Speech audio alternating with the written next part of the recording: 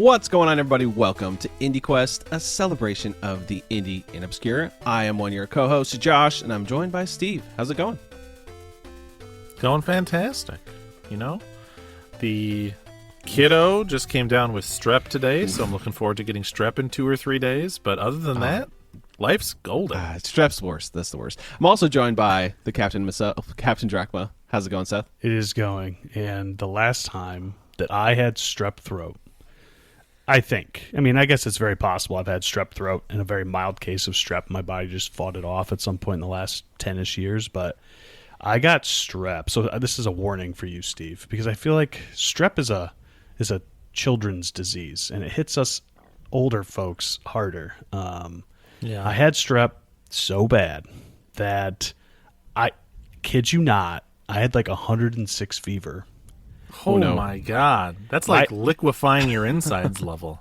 My dad, I remember, because I was like still living at home. I was early 20s, and my dad was like concerned. Like making sure I was not dead. You know? I could not talk. Yeah. I was taking these pills. I was like writing everything, talking to my dad and sister, because it's just like, it was it. And I would just like slump over, man. I was in bad shape. The antibiotics helped, whatever I was taking at the time, and we made her through. I'm still here to tell the tale, but man, that was the sickest I have ever been, I think, in my life. So this is be great. Careful. Very optimistic here. I mean, good news. It was over from go because the night before we found out he had strep, he was showing no other symptoms, and the only tiniest of indicators I had was right at the end of the night. He was like, Dad, my mouth hurt. And I was like, and I was trying to work out what it was, because he also had like some candy earlier, because we were doing gingerbread houses that day. And so I was literally like rooting around in his mouth with my finger, like touching his teeth. Like, does it hurt on this side, buddy? Does it hurt on this side, buddy? And he's like, he's giving me inconsistent answers. So I was like, I can't figure out what's going on. It'll probably get better if you just go to bed. But like, I could not have coated my mitts more thoroughly in what was probably gestating strep than I did in that moment. So send out a prayer for me. I started washing my hands very diligently today, but it's probably too little too late. We're just both cringing over here. Like, oh no. Remember me as I was, boys. An indie game fan. My thing about, do you guys ever do this when you're feeling a little tired and your body's a little achy and your throat starts to hurt a little bit, and you're like, is it just because of this thing I did today? I shoveled, or maybe I just had a glass of orange juice, or maybe I brushed my teeth a little different. Hopefully it's one of those things and not the fact that I'm getting sick. I do that every time, like, I don't think I'm sick, but this feels like I might be going down that road. It's cope, man. All the sickness talk reminds me of when I was 14, just turned 15, and I got shingles as a high schooler. Oh, me too. You did? Oh, it was. We were the same age, Josh, when we had shingles. Oh, that's probably. crazy. That's the first person I've ever heard getting shingles that young besides me. But yeah, I was like, I thought it was a bug bite on the side of my, and I'm just like, oh yeah, it's just a really like swollen bug bite, and then it started spreading, and then it like was all on one side, and I was out for the count for like a month and a half or something. Yeah. I had it on my face. Oh no! So it's even worse. Yeah. I was, a wrestler, so skin diseases were not uncommon. Yeah. Getting ringworm or things like that. But I remember we were like, oh, maybe that's just like, it's called like impetigo or whatever, and we're like, oh, that might be what it is. And then all of a sudden I started feeling worse and worse and worse. It's like, I don't think that's what this is. We got to go to the doctor. Oh man. Well, this is no comfort to me. Not at all. You know what is comfort? Indie games. That's true. Hell yeah. Very true. Any fun games you've been playing before we jump into the main topic? I told you guys I was playing a little bit of that Hermit and Pig, and it was super cute and cozy and fun. It's kind of like a perfect wintertime game for me right now. So, good times. It does seem quite cute. I took down a short hike I It's been a saw. long time coming. Yeah, My brain was like, yeah. wait, is that under $5? I was trying to do the math, and I was like, he wouldn't have posted it up if that's what he was bringing today. That's right. That's one of those Grail games where it's like, which one of us is going to bring that to the show eventually? I don't know, but it's hanging out there. So it's at first I was like, and I kind of said as much in my skeet, I suppose, but I was like, that gets a little. It's a game that I went into knowing the high praise that everyone had showered upon it. And I was like, okay, this is going to be a really good game. Everyone thinks it's really good. And I go into it, and I'm like, it's all right. It really drops you in and doesn't give you a lot of direction other than go climb that mountain. But, of course, I didn't go climb that mountain. Not right away. I went and saw what else I could do. And I feel like it took me a little bit longer than maybe most people to find my first golden feather. And once you get that, that's when it's like, oh, okay, now I see, So, but yeah, very, very fun, very good game.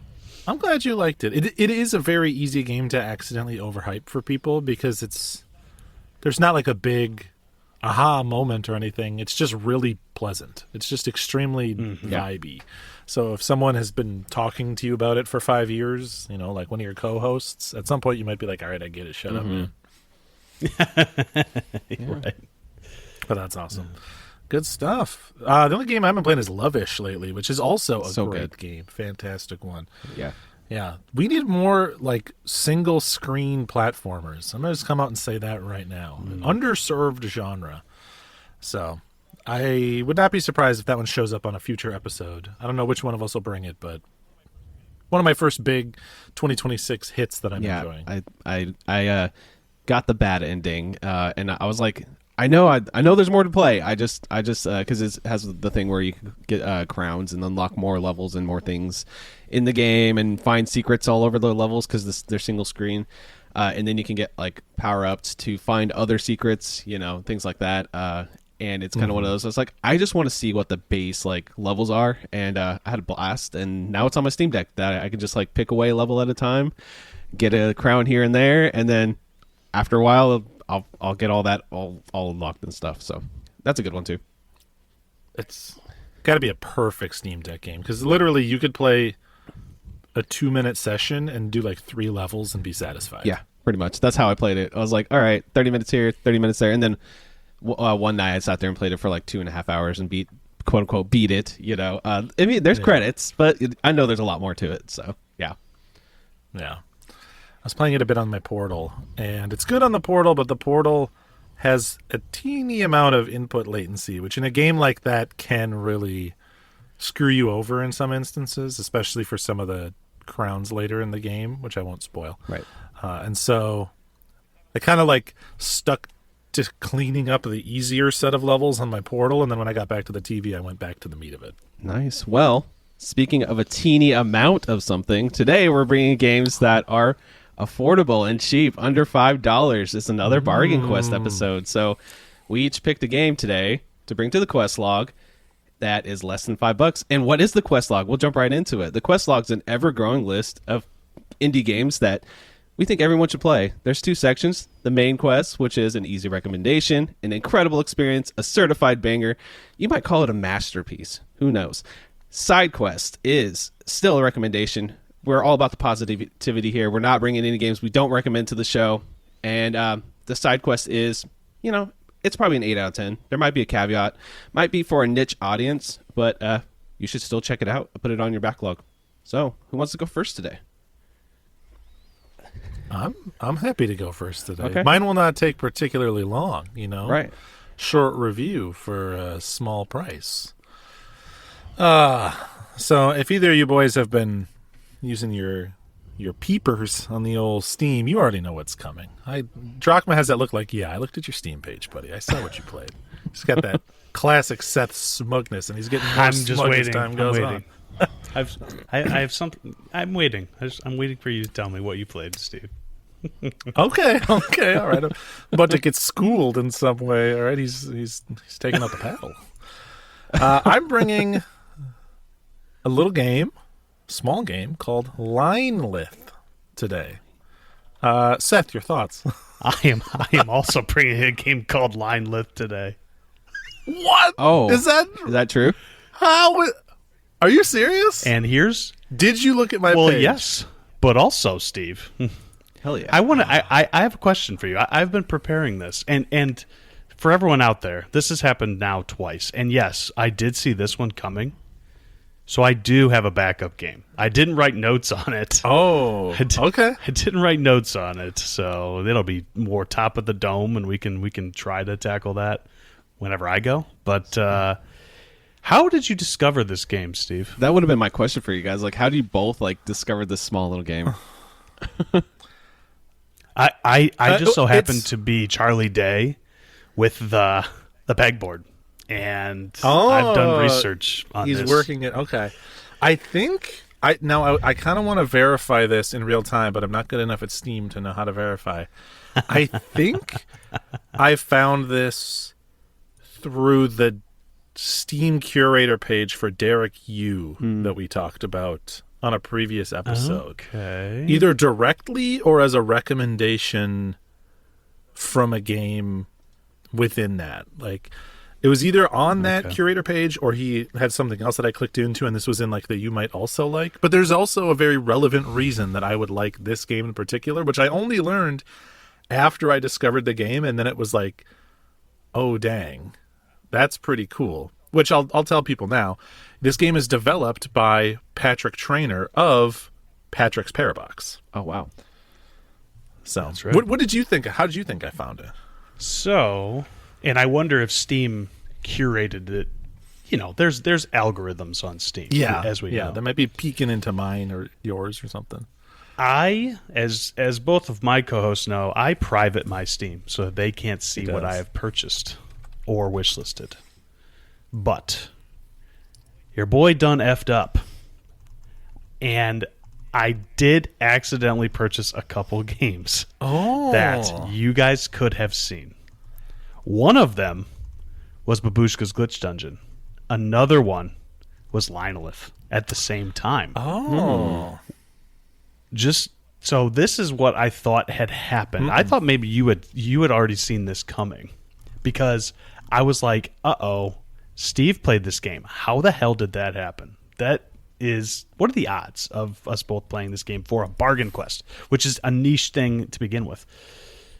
Yeah. Or a lesser, it's not like we're searching. This game released in 2022. What? So I scrolled back down and saw that on the same day you wishlisted Babushka's Glitch Dungeon and Linelith the same day. So I thought what you did was you were like, ooh, Babushka's Glitch Dungeon. Yes, we're talking about that on IndieQuest. I'm going to wishlist that. And then I thought that on Steam that day, you were like, oh, Drachma, I can see that he bought that game. What else did he buy? Oh, there it is. And then he wishlisted that game because he's like, oh. And that's why I was like, yeah, screw you, Steve. Not what I did, but it's all coming together now because Babushka's Glitch Dungeon is on that Derek Yu recommendation list, which we had talked about. And so I think when we were talking about it, I remember I saved Derek Yu's curator page in an open tab. And then I went in and I was looking through it and I was like, oh yeah, Babushka's Glitch Dungeon. We just talked about that game. I'll wishlist that. And I bet because I've already told Steam's recommendation algorithm, when you're looking at games on Steam, you can tell them I played this on another platform. Mm-hmm. So Steam was like, he's looking at this game that Drachma just played. He's already played Patrick's Parabox somewhere. Drachma also just bought this alongside Babushka. Yes. I'm sure Steam on the background was like, you might also like Linelith. And I remember I clicked into that and I was like, $3? This is exactly what I'm looking for. So we'll tag team this one. Sorry to swipe it up from under you. It was not malicious. I think we're a victim of the algorithm here. No, I know. I in my defense, I did finish this game a week ago. And you finished it a couple days ago, I think, right? Based on earlier this week or something like that, yeah. Yeah. So yes, Linelith, like I said, developed by Patrick Traynor of Patrick's Parabox, also self-published because, as we'll get into, this is pretty clearly a small project for him, I think. It was released May 19th, 2022, which is a couple months after Patrick's Parabox, interestingly. And it's available on PC. It's available on itch and Steam. Interestingly, and why I felt this was a great candidate for Bargain Quest, is this game is part of something called the Cosmo S9 bundle, which is a bundle of puzzle games that were created almost like a game jam, but it seems like they were curated for this bundle. All puzzle games, there's 9 of them, created for an imaginary video game console that was, in the lore of this bundle, found floating in space. So they all kind of designed puzzle games around a similar idea, almost like a UFO 50 thing before UFO 50, which Derek Yu was involved in. So there you go. Maybe there's some bloodline there. But all of the games in that Cosmo S9 bundle are all supposed to be roughly 30 to 90 minute experiences, and they all cost $3 to $4. So it is a bundle of Bargain Quests. You can get all 9 of them for like $14 right now. So that's amazing. I'm about to buy 9 games today, aren't I? Hell Jeez. yeah. I did not know any of that. Well, good. I'm about to try to talk for 45 minutes about Linelith and then have Josh go second while Drachma burns through another game in that bundle so he can bring it at the tail end of the show. That's what I'm going to be trying to do. So yeah, I thought that was very cool, and it's a good idea for a like a bundle of puzzle games, And these are my kind of puzzle games. They're very like cerebral. Well, at least this one is very cerebral, kind of observation focused puzzle game. There is very little setup to this game. Like, you're just kind of dropped in and you start playing. And that, plus a couple other things, do really make it feel like this was a game that he designed, like, to meet the deadline for this bundle. It was clearly relative to Patrick's Parabox, it's a much smaller project. And I don't know exactly how the timing of the 2 games worked out in their development cycles. Obviously, Patrick's Parabox had a much longer dev cycle and much more like marketing and stuff. But to me, this almost feels like the exhale after Patrick's Parabox. Like, he released that big game and he's like, "Oh, I just want to make a little tiny little fun thing about an idea that I had, and like self-publish it, throw it out into the world. I don't care, how well it does. It's just a couple of bucks. Go play this other idea that I had." Can I just say, you talk about old Patrick talking about this little idea that I had. How the hell can I not have little ideas? Yeah, this guy? This dude's little idea is just what? I mean, we'll get into it, but truly one of the coolest things ever. So it's like, wow, man, some people are just too talented. Yes, honestly. and. So I got kind of into this one. He also, if you're interested in game design, on the itch page, he released like a 32-page timeline of how the game changed over the course of its development, and he gives little like blurb descriptions of like, I was trying to add these types of puzzles, but it felt like too much, or like players were, having some aha moments too early and it wasn't as satisfying, and so all the like little things he changed. So at the end of this, it seems like he pared back his idea in a lot of ways, which in some ways makes sense based on what I'm about to talk about. But in other ways, like, it's a good idea. It's very good. And I'm going to talk, I'm going to give some basic overview, and then I'm actually going to let Seth decide if he feels he should fill in any gaps. Because you're kind of ducking and weaving on this one a little bit. It is a short game, and I will just say go play it.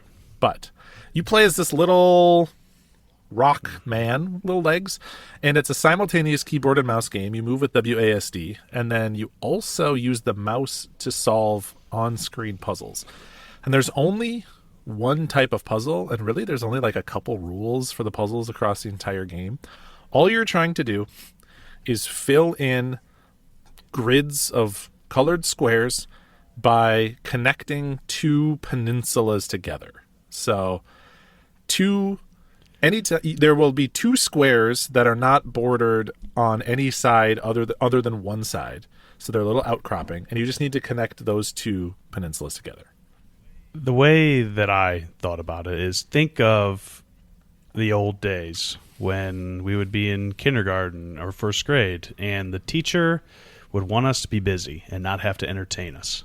And so they'd toss that maze in front of us.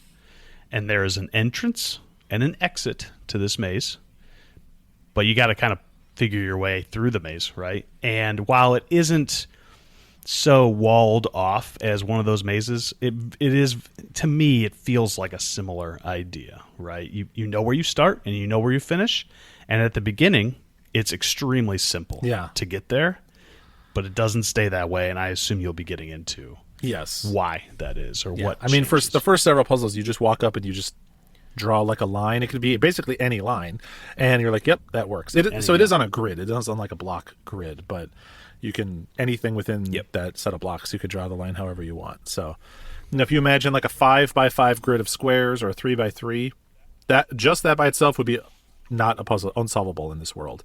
But if you add one square in the top right corner, one square in the bottom left corner, now you have something to draw between. That's how you do it. And when you do that, it fills in all the squares on that block, on that puzzle.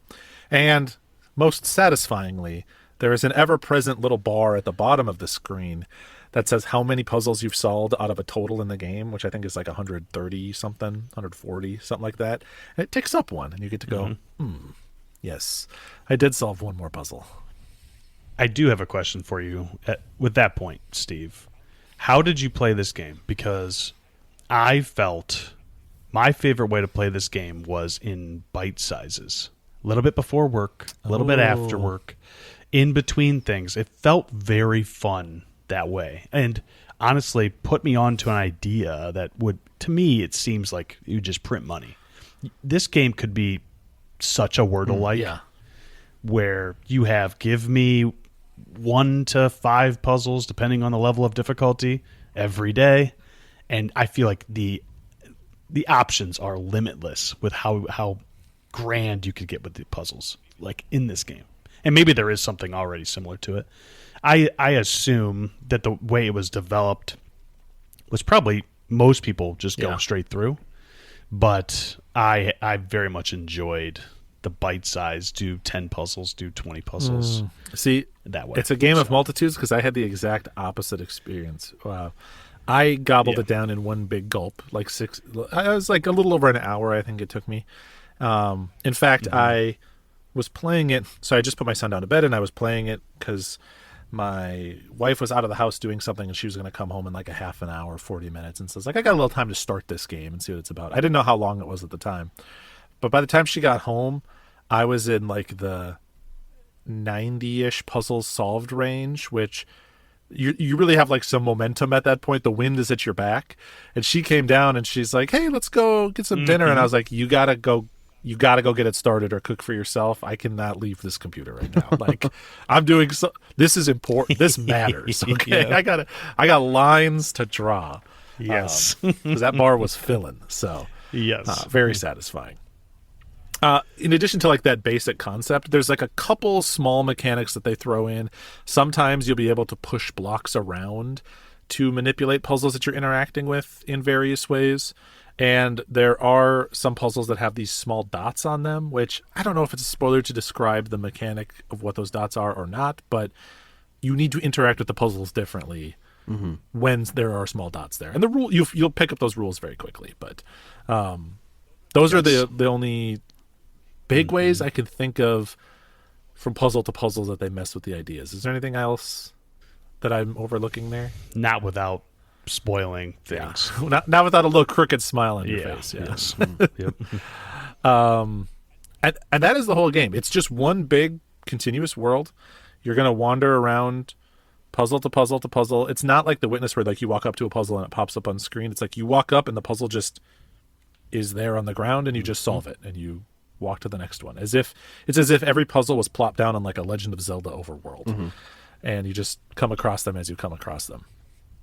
As you're coming across them, I will say, you are listening to some pretty vibey music. I really enjoyed the soundtrack. I don't know if it stood out to you, Seth, but I was like, I always compliment games like this. Any excuse to be like, it's kind of Citizen Sleeper adjacent. I'm always like, But it really was like lo-fi space electronica to study or relax to. I don't necessarily know that there's even more than one song that plays while you play this game. I wrote down in my notes, and as I was playing the game, I'm like, is this like the best single song in any game I've ever played? It is. It rivals Balatro in that way. Yes, it has some of that energy. Not quite like the complexity or like variety that Balatro has. Balatro is like music designed by a math guy, but like this song in particular was the same sort of like. It is so good. The vibiest song ever. Like Steve said, like music to relax or study or work to. But truly, I think that I could work for a good hour to 2 hours. Like I played this game with just this song. Just one song. Like that is good music design. I'm pretty sure the song plays in the trailer because I was like, I'm curious what this sounds like, and like I'm just sitting here like, and for 30 seconds, and I could see it being that vibey for what the loop, whatever the loop timing is, but it's not even. It must be a subtle loop if you don't even notice it. You're just like they're vibing, right? Yes.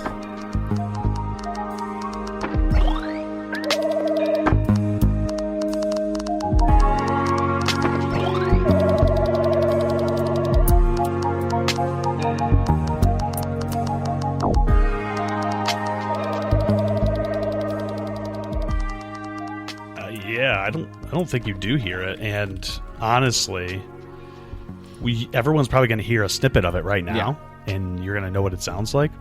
But do not be surprised if it doesn't come to an OST at some point, because this game deserves to be appreciated in full. Or this song, sorry, it's so good. It is awesome. I will say a shout outs to him. I don't know his work from elsewhere. I apologize if he does other work in games I recognize, but the music is done not by Patrick. It's done by a fellow named Brendan Julian. So kudos to him. I guess while we're talking about music, like the other building blocks of the thing, visually, I would describe it as like utilitarian. Like it's nice, but it's very clear that, again, the art was not a big focus, which like furthers my thesis of this was just like the vibe chill out game that he wanted to make on his own. It feels like what would be maybe placeholder art in another game. Yeah. I called it geometric. Yeah. Like it is very much at work we joke as an engineering team, or I used to, before I do my current job, I was a engineer in the field, so working more with like operators and stuff. And whenever we would do presentations for the high ups, we would always be like, okay, when you do a presentation and there's like the bigwigs watching, shapes and colors. That's what they love. Yep. And that is exactly what Linelith is. Shapes and colors. That's it. And it is pleasing. It is appealing. I mean, it's not going to blow your socks off, but it is extremely good at what it's doing. This is the reference that literally only makes sense to me, but as part of my job, I need to make like business event calendars that get posted around the office and are used by people, and I make them like colorblind accessible by having certain patterns and texturing in certain colors. So if like, nice. If there's like a red block of days, like nobody do anything on this day, it also has like a little dithering line through it or something like that. And I do different shapes for different colors. That's what this game is it's like colors with a different unique little shape inside the color everywhere. So it looks nice, but again, I would guess that it's something that he put together himself and was like, all right, this works. I'm good with it. Move on. Yes. And that's like a lot of what I want to talk about right now. That's sort of the full extent. But is there any little piece you feel like I overlooked? I don't think so, other than go into it as blind as you possibly can. It is so worth it to go in and not know anything. It is one of those kinds of games, and that I think should tell you everything you need to know about it. Just go in thinking it's a cool little top-down puzzler, and you will be pleasantly surprised. It is, but it is it becomes something more, I suppose. So I'm actually Josh. I guess questions, thoughts. I just want to play this. I'm going to play it. I'm going to get it. I wanted to mention there is a really cool bundle with Linelith. It has Ooh and Leap Year together, and it's I think it's total of like $15. But if you own either game, you get discounted even more on Linelith. So I'm looking at like a $2.39 for this game for myself. You know what I mean? So I'm about to buy this like pretty much right now. So yeah, I'll be playing it. It's worth it. Pay $2.50 for a coffee. Pay $2.50 for Linelith, and have yourself a great morning, man. Yeah, seriously, it is. Yes, it will be that. Seth, I'm actually really glad that you've played this because I don't know exactly how to place this game on the quest log. I'm curious in your notes what you wrote down, where you felt it went, and I'll tell you why afterwards. I don't want to poison the well. Okay. I hope that this doesn't sway your decision either, though. But no. I have something written down here. I think so, and listeners probably already know this. Linelith, and if you've looked at it at all, Linelith, I was thinking about as I was playing it. This is a Steve-ass game. Yes, very much so. Not a Seth-ass game. Yes. Just that's the way it is. So, based on the experiences that both Steve and I have had with gaming and what we gravitate towards, take everything I'm about to say with a grain of salt. This is one of the best top-down puzzlers I've ever played. Hell yeah. I effing love it. And I know fully that I have not played as many as either of the other hosts. I'm sure of that. But yeah, for me, yes. Is it short? Yes. Have we weighed that as a limitation in the past for the quest log? A little bit. This is a main quest game for me, man. I love this game. Glad to hear you say that. Here was my thought process. I wrote up my notes, and I originally wrote side quest. And then I went upstairs, and I wrote up these notes about an hour and a half before we started recording. Went upstairs, and I was doing laundry. And I was like, I kind of fired off the hip that side quest, and I was interrogating myself a little bit. I was like, why is this a side quest? I was like, well, I think there was a little bit of like bias where, again, I've said several times, it didn't feel like Patrick Traynor it felt like he wanted to just get this idea out of his head quickly and make a cool game about it. And so I was like, well, maybe that was his quick idea. That's the perfect type of thing that goes on the side quest. It's just someone's rough sketch of a cool concept.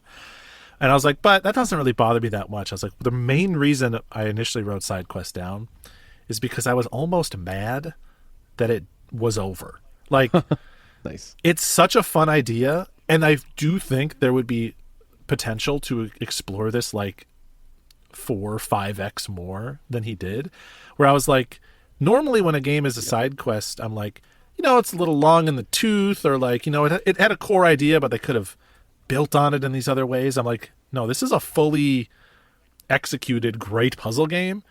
It's just like I had one of the best steaks of my life, but like the cut was a little small on the plate. I was like, I'm still hungry for more delicious steak, man. And so I was like, that's no reason to punish the game. Not that a side quest is a punishment, but I was like, if you're saying that it's so incredible that you're like salivating for more, that's main quest energy if I ever heard it. So right before I hopped on this call, I erased it and I wrote main quest. Heck yeah. It's a main quest game. Yeah, Linelith, very cool. Yeah, congrats now to Patrick Traynor, who has only 2 games on Steam, and I believe is undefeated main quests every time. The IndieQuest sweep. We love to see. Last thing I'll add is, and we've already hinted at this, I think that Linelith is a side quest game for a third of it, and then it becomes a main quest. And some people out there will think, well, I don't want to wait around to get to the good part, but I think a lot of people talk about that type of thing when they're talking about RPGs, and you got to wait 10 hours to get to the best part of the game. This game is 1 to 2 hours for practically everyone. Mm-hmm. So you're going to be waiting 15, 20 minutes to get to the cool part of the game. So you're good, right? Just trust us when we say it is worth seeing through and spending an afternoon with. So totally. To close this out, I didn't even ask. I assume you did every puzzle. Is this? Yes, you filled that bar. I filled it. Yes. Yeah, you gotta fill that. This, it is like it's like trying to tear its way out. I want to say things that I can't say. And the funny thing is, it's not like you have to say that much. It's fun. It's cool. It's not like, we would need 20 minutes to spoil the whole game at the end. It would take 2. It's just like, that was really cool, But yeah. So it's really good. Everyone out there should play it. Literally everyone. Awesome. So that's Linelith. I bought it. It's on my Steam library now. I'll be playing it. My man. So hell yeah. All right. Well, Linelith, a game I promise I did not steal from Seth. In fact, I remember checking. The only one of our friends that has played it, our mutual friends, is Ross, and he had 0 minutes into the game. So I free of judgment. All right, a jury of my peers would find me innocent. Nice. All right, my turn. I got a game for us that's less than $5. It's actually $4.99. It came out last year. Came out in August. Small little game, actually meatier than I thought it was. Called Strange Jigsaws. Have you guys heard of this one? Oh my! Is that your God. backup? Yes. What? that game is on my. I almost bought that for this episode. This is the most insane experience of IndieQuest. When you said it came out in August of last year, I was like, no fucking way, dude. There is no way. I love it. I'm literally staring at the Steam page right now. I just get to be the frickin' middle of the Oreo today. Truly That's and okay. true. Oh, that is nuts. This game's great too. I mean, it's really fun. It is. Well, I guess I'll start us off to talk about it, and we can double team this one. Why not?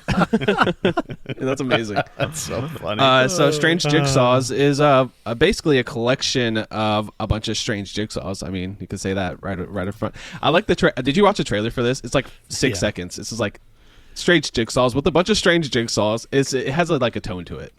Truly the smartest trailer I have ever watched. Yeah, we're going to have some strange jigsaws where you do strange jigsaws. And that's it. Like, and you enjoy strange jigsaws. Yeah. And then it's like, picture. It's like, what? It's so funny. So you start off in this game, and you're basically at like this room with a bunch of like loose pieces, and you just start puzzling things together. And the more that you tinker with the things on the screen, including the menus and things like that, the more puzzle you discover, pretty much. So there's like a picture of a computer screen on it. You click into that computer screen, you basically have an old school like Windows 98, 95 style computer with a bunch of icons with more puzzles in there that you got to solve. And basically what ends up happening is as you solve these different kind of recursive puzzles, like the first one's kind of like a puzzle in a puzzle in a puzzle. It's a very Patrick Parabox, it's a little callback there. In respect for that, once you get through that, you get to like this. You're inside of a dice or a die, and then you have to figure out the different faces of the die and kind of like do like a sliding block puzzle type thing. And then there's like an audio puzzle that you unlock later on. There's just a ton of like 20 to 40 minutes, however long it takes you to solve puzzles in this game, and it's just really clever. And we hinted at this, I guess, for the last game, but like Josh was alluding to, there are layers to all these things. Like you start to solve one piece, and that leads to an understanding of a different piece to a greater. It's like a meta puzzle or whatever, right? There's just like a huge puzzle that it is strange jigsaws, and initially you're literally doing jigsaws, and you're kind of always doing jigsaws, but then you start realizing that the pieces you're moving are grander than what you originally thought they were, I guess. Like, I'm literally moving screen size pieces in some cases, right? Like it's wild. So just for example, there's like an anvil that you can pick up, which you can connect to a pulley, and that will like affect one of the puzzles, but also when you do that like physicsy thing with that anvil, it like pulls it down, and then something else triggers on a different part of the puzzle. So it starts to be where you're like, okay, that made a sound, but I'm not sure what that did. Let me go to the other part of the puzzle, and then you start to kind of unravel this just interesting. Basically, everything here is just logic puzzles when you break it down. I will say they are jigsaw puzzles for the most part, right? But they take that to a new degree and have a lot of creative ideas in there. I don't want to spoil everything because there's just a lot of things to uncover. Right. It has nice art. Like, it's very similar to the other game that you guys brought, Linelith, where it's very simple. Like, everything is just, it's very like vector art. It is. It's maybe developer art, but it's nice and pleasing to look at. And I will say there are different styles that you get into with some nostalgic vibes, and they really do nail that. I don't want to spoil some of the stuff you get into with that, but when you go into those, you're gonna be like, "Wow, they're doing this. Okay, that's super cool." This is partially why I played both these games, and I was like, well, we'll see if Steve played a different game. Maybe he played a different game, and I'll still be able to bring Linelith, because Linelith is certainly easier to talk about than Strange Jigsaws. Strange Jigsaws it's a lot of ideas crammed into one game, so it's hard to like talk about each individual section and kind of have a culmination. So I was a little bit scared to talk about this game, because it's like, am I going to be able to drive home what it really is? And in general, it is a jigsaw game.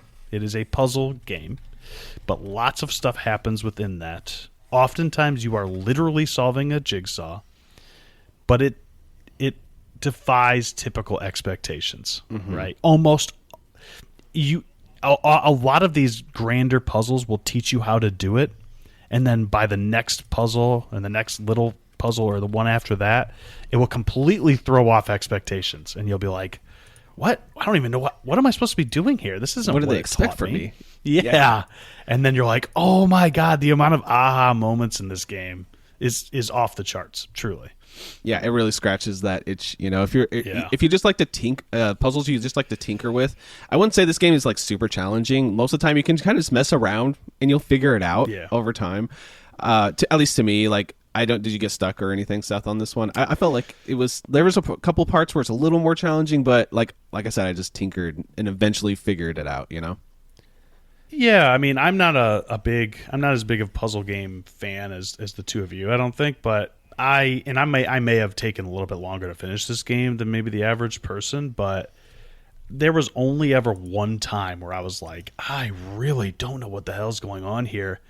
And it took me a while, but as soon as I finally figured it out, I was like, oh, that's just, I'm dumb, right? Like, I should have figured this out earlier. And, it's always that type of thing. Like, it requires some out-of-the-box thinking, where if you've played games like this before, you see this stuff, I think. Okay, that has music. There's not very much of it. There's some thematic music, I'll say, but it's not really, doesn't like have a cool like theme song like the last game does or anything like that. It's pretty much just like, here's some ambient piano because it kind of suits this, or there's like a hum of a computer, because you're in a computer screen, things like that. Very basic, and I think that might have been the afterthought of this, really, because it got really clever puzzles, got really cool ideas here, but the music it's just kind of there. It serves a purpose. It's very utilitarian or whatever, it's like it's just there. Yeah. In between play sessions, I was thinking to myself, does this game have music? And then I go back in and start playing it again, like, oh, it does. I just literally had not noticed it because you're so focused on the puzzling that you're not paying attention to the music. And like you said, it's not the Linelith theme, right? Like, it's a lot of different, almost could be like royalty free in a way, which I'm not trying to insult the music director of Strange Jigsaws. It is good music. It's fine. But it's not the point. So I do want to give a big shout out for this. I am green-red like colorblind, and there are some colorblind options in here for a couple of the puzzles. And I started getting stuck. I'm like, so for me, I can kind of focus and I can see that it's a different shade, but occasionally it will kind of trip me up on puzzle games. And then so I'm like, all right, let me go into settings. He added in there, and it worked. And they had basically added like symbols to the colors so that it's easier to kind of match them up. So I appreciate little things like that, just little quality of life things that, especially games like this where it's like, if you're not matching those colors up, you're not going to get through this puzzle, right? So yeah, that's pretty cool. what else can I say about, like you said, this one is very short. I figured we'd have 3 games to talk about today. So honestly, I do have a third game. So okay, Well, are you even prepared to talk about it at all, or less than these 2? But I can. Right. So yeah. Hopefully one of us has played it to help you, deploy the parachute. Here. If not, we're gonna have to make Josh talk about And Roger or something. yeah. I mean, that's a good game. Oh, we haven't brought that to the quest. That is a cheap game too. We could always talk about. Yeah, that. it's $5. Yeah. But anyway, this is a banger. Like, this is a main quest. Like that, I played through it. I loved every minute of it. It took me about 4 hours total to get through it myself. Your mileage may vary. Like I said, that's meatier than I thought it was going to be. I thought it was going to be like an hour to 2 hours, and I'm in and out, and that's it. Sat down, and more layers kept unlocking, more cool things that you'll experience. And if you're a puzzle game fan, even just vaguely interested in puzzle games, you're going to have a lot of fun with this. There's some moments in this I'm just like, I'm grading ear to ear. Like, this is so creative. I would have never thought of this in a million years. And that happens like every 20 minutes, like that's the type of game it is. So honestly, if that sounds good to you, go ahead. The effort, the outside game development effort, that I don't want to spoil things, but like there are like real world things that you get to do in this game, which is very cool. Like it was extremely charming in a lot of ways. Let's just say, okay, I'll vaguely spoil something because there's a screenshot on the Steam page that has a bunch of scribbly kid-looking drawings. Yes. We'll say that. That's all I'm going to say. That segment, I just could not stop smiling the whole time. I was like, this is just so cool, So agreed. It was so that is exactly what I was referring to, Josh. Okay. Extremely charming. Just really, really cool. Like, just such a cool little nod to the person who created this stuff, right? Yeah. So, yeah. Yeah, it's a very special game. I have no negative things to say about this one. Like, I didn't really get stuck. It's not too challenging. I feel like anybody could get through it. And obviously, if you do get stuck, you can always just, look up a little hint. Like, that's not the end of the world. But I think most people will be able to get through everything without any friction. It's that type of game. So, yeah, Strange Jigsaws. Seth Toofer, for the first time, we brought the same game twice somehow on IndieQuest. Now that is insane. There's a lesson to be learned here that punished for not going first. Okay, if you had raised your hand, one of us would be scrambling in the hot seat right now. But you sat back, you let that pregnant pause ride, and here you are. Here was my plan. I was always I just had this thought that maybe one of you two would try to go first. I went first last week. And I was like, I do want to make sure Steve goes first because I think we're bringing the same game. But I got a backup, and that's fine. And we'll have a good chuckle. Never in a million years did I think that Josh would also bring the same game. Not as the two of us, but a different same game. Like, that is wild times. Well, so what do we want to do? Do you want to bring your backup, or do we want to just bring Roger? Talk about Are we going to your safety school, man? What's happening here? Yeah, that's the two choices there. I'll bring my other one because it's a game that I actually played for a different purpose, but I realized after I played a decent amount of it, I'm like, you know what? This could go on IndieQuest, and it's the right price. So interesting in that way. And I am 100% certain that it is not a game that either of you would have thought of bringing today. So it would be wild times if either of you have even played this game, is all I'm going to say. It is called Junkyard Fury. I think you broke the streak. That's right. All right. I don't know a damn thing about this one. Same. Hitting you with the obscure. Wow, that's what I try to do around here. We've been riding in the world of like 1,000 lifetime Steam reviews.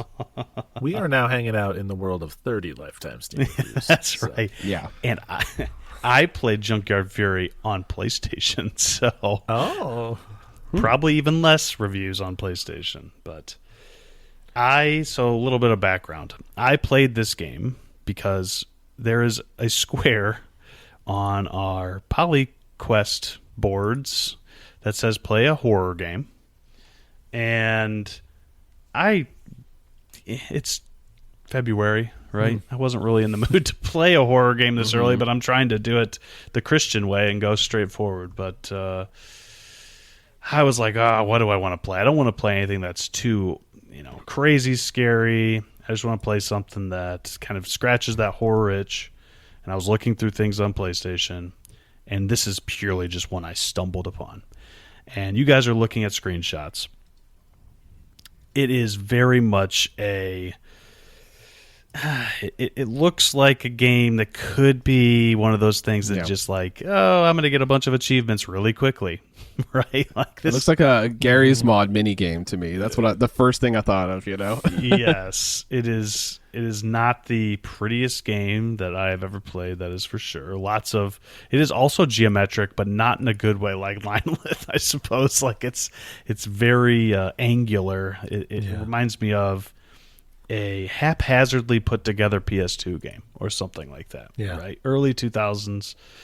But I'm happy to say, I'm talking about an IndieQuest, and yes, it was my third option, but it was still an option, right? And it is really cool. It drives home and does something that I found quite interesting in terms of like the horror space, and unlike what I've, I guess, played before.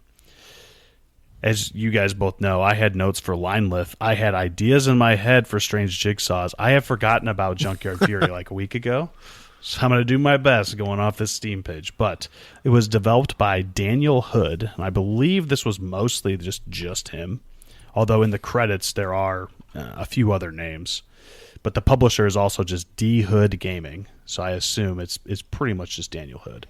I have done a little bit of research on this game because it is a pretty cool experience. And he has developed at least 3 other games that I've seen. So there's a Junkyard Fury 2 and 3 and something. I can't remember. There's like a weird subtitle of one of them. Breakout.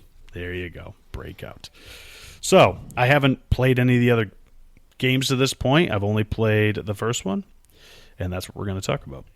So I mentioned it is a horror-leaning game, and it is a weird game in the horror space because it is a car horror game. That's kind of why I was like, hey, this does not actually look scary at all based on these screenshots.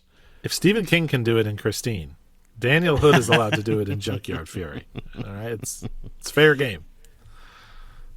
So, as you might expect, like, how can a car be scary? Yes, like, I have seen, oh God, what, now I can't remember. There's a Quentin Tarantino movie with Kurt Russell in it where it's like horror adjacent, and he's driving like this old Nova where he just kills people. He's like a stunt driver. I can't remember the name of it, but off the top of my head, I could Google it. But it's death proof. Death proof. I can't speak, but yes, death proof. Yep. Death proof. There's a famous line in that movie where he says, "Yes, this car is absolutely death proof, but you to experience the benefit of that, you really have to be sitting in my seat." And then, I won't spoil the whole movie, but it is cool. I'm a huge Kurt Russell fan myself. But Junkyard Fury has you. It almost feels like every other nightmare that you ever have when you have a really bad dream and you're getting chased by something, you're just not quite fast enough to run away from it. That is what Junkyard Fury does. You are running around first person on foot, and there are, at the beginning, just one car like patrolling around the area. You're like in this junkyard area where there's like a bunch of shipping containers that you can hide behind. You can hide behind cars. You can go into buildings. But for the most part, there's just this one car that kind of drives around the outside menacingly. And as long as you stay out of sight of that car, it will not try to chase you. The whole objective of the game is to find 5 keys in these little containerized building-looking things, little shacks, I guess, and you kind of jump into them, grab the key, and then go and try to find the next one. And then after you get all 5, you make your way to the gate somewhere on the perimeter and exit, and that's how you win that level. And then you do a similar thing with the next level. But The wrench, I suppose, in those plans is that a lot of these levels are extremely dark, so you can't really see very far in front of you. You do have a flashlight, but it has battery, so you have to be, always aware of how much battery you have left for your flashlight. And, of course, the big one, there's a car or cars chasing you in this game. Let me say, I don't often play horror games, but the first level, you kind of it gives you lets you feel out the ropes, I suppose. Like, oh, okay, there's this car, right? As long as you stay away from it, it's not going to chase you. But of course, you have to figure out what the car is going to do. So you go near the car, and that car just turns on a dime, starts coming right at you. You can sort of bob and weave, jump out of the way, and eventually you kind of learn that you're a little bit more agile, a little bit more fleet of foot than the car. The car cannot turn as easily as you think it might be able to. They're older, like muscle cars, right? Like an old Camaro and an old El Camino and things like that. So they're kind of like lumbering around. They're trying to chase you as they go. So you can kind of weave out of the way, and initially that works fine.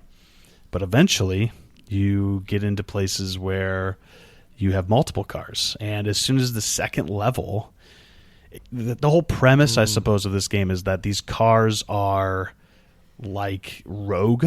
You don't really know why they are the way they are. No one is driving them. So it's like something has some sort of alien form or something has taken over these cars. So the one that kind of paroles the perimeter is not that bad. You get that one figured out pretty quickly. But as quickly as the second level, as you're walking, there is a second car that comes in. And this car appears directly behind you randomly. And this haunting music plays when you're getting chased. So the first time it ever happened, and I had my son play it too, because I was like, I just want to see. What's he do? Oh my God, the jump, man.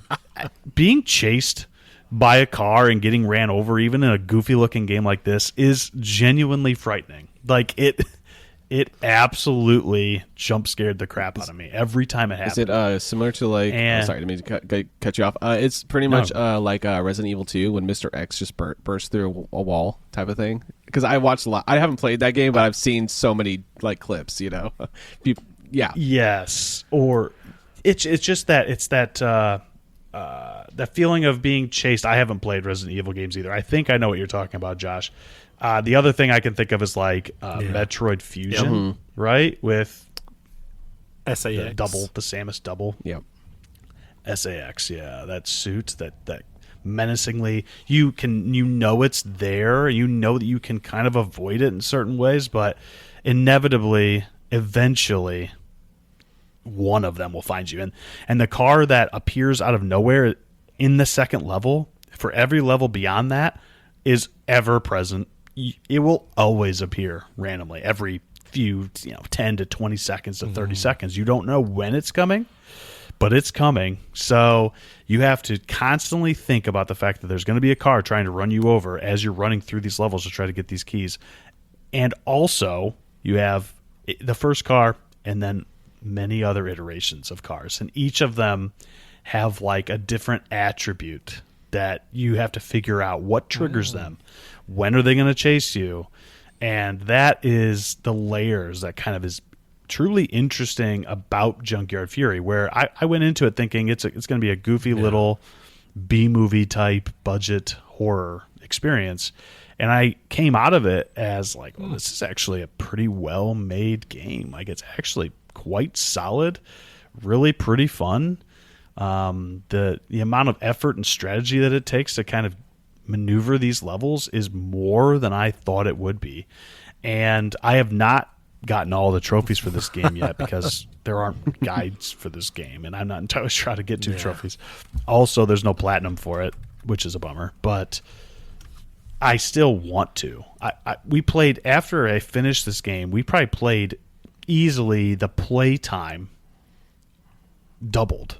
And doing like these side missions that the game does. It does like this, they're all anomalies, that's what they call it. But then there are also other anomalies that you have to kind of maneuver through these just like knockoff stages where, okay, you've got a random car that has like this different thing going on with it and this different premise of how you get the keys, or maybe you're not getting keys at all.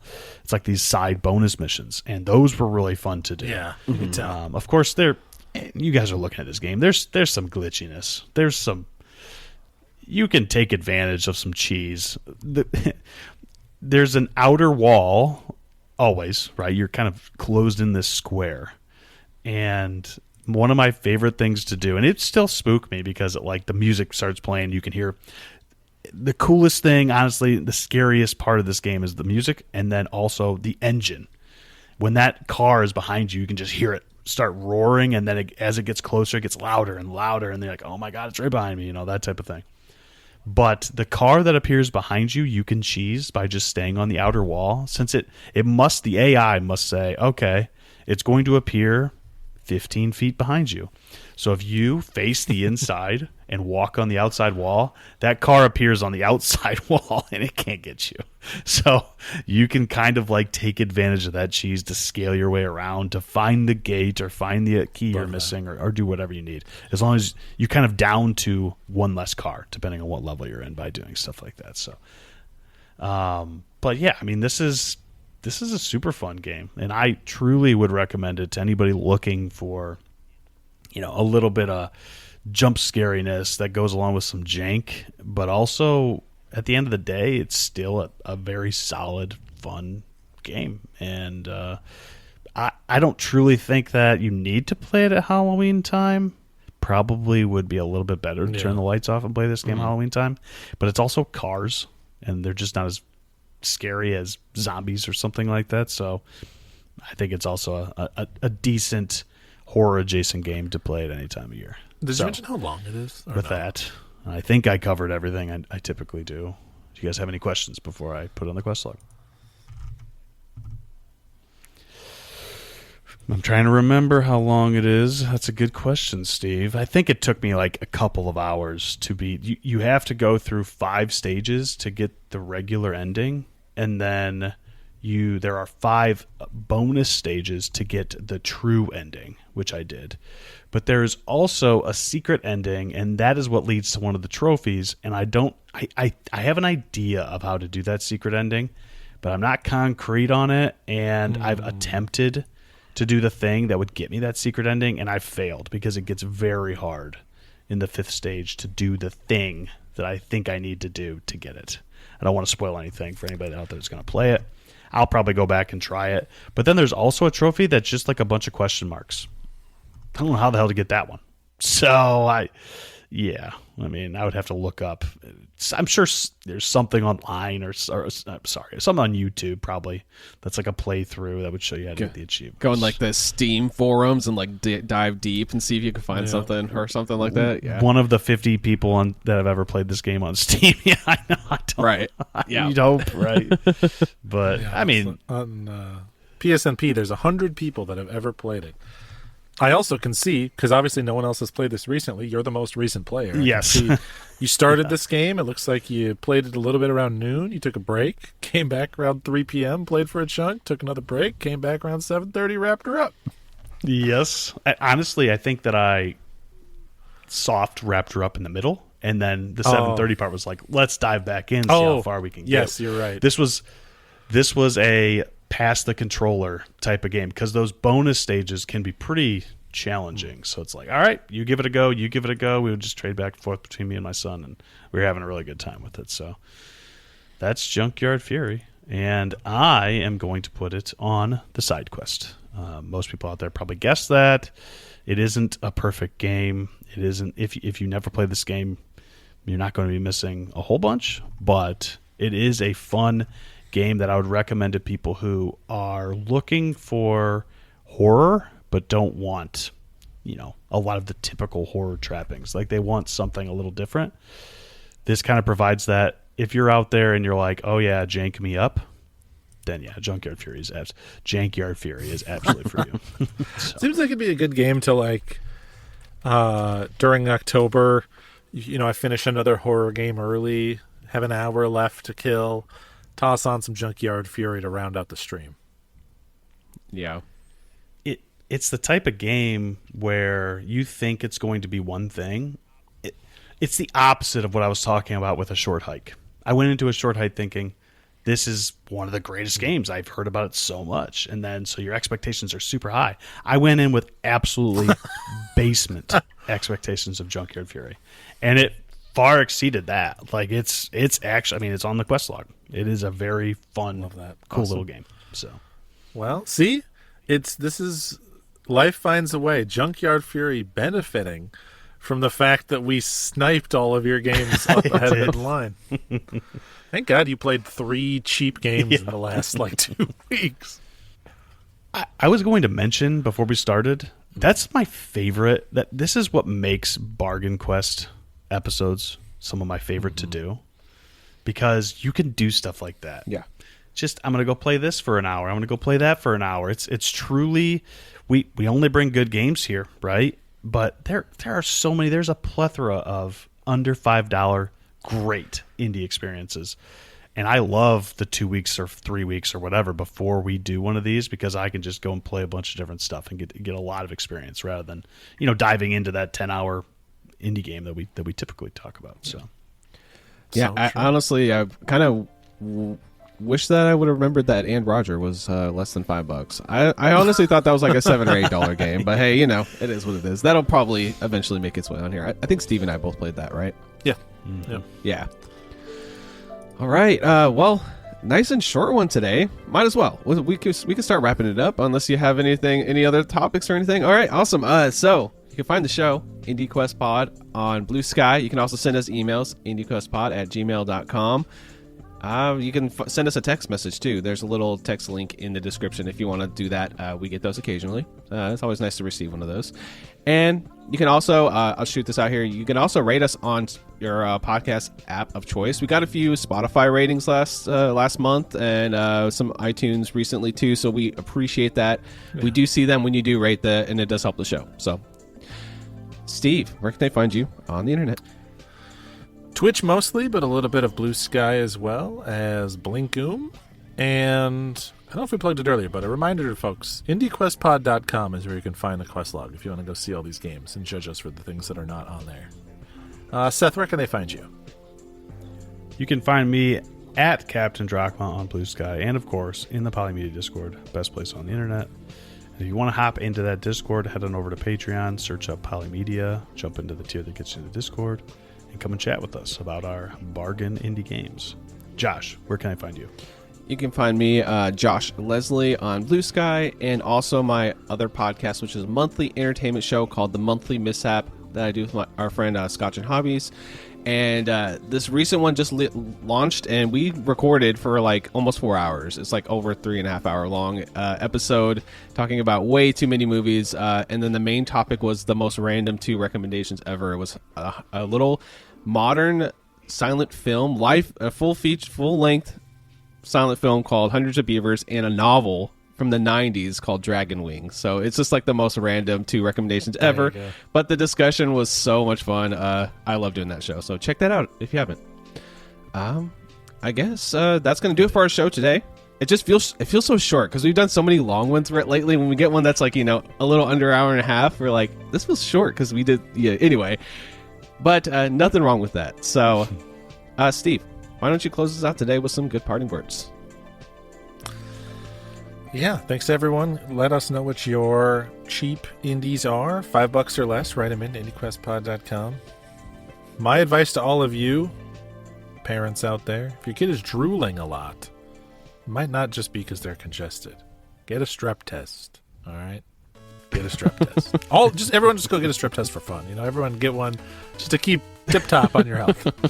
All right, thanks everyone. Bye. See ya.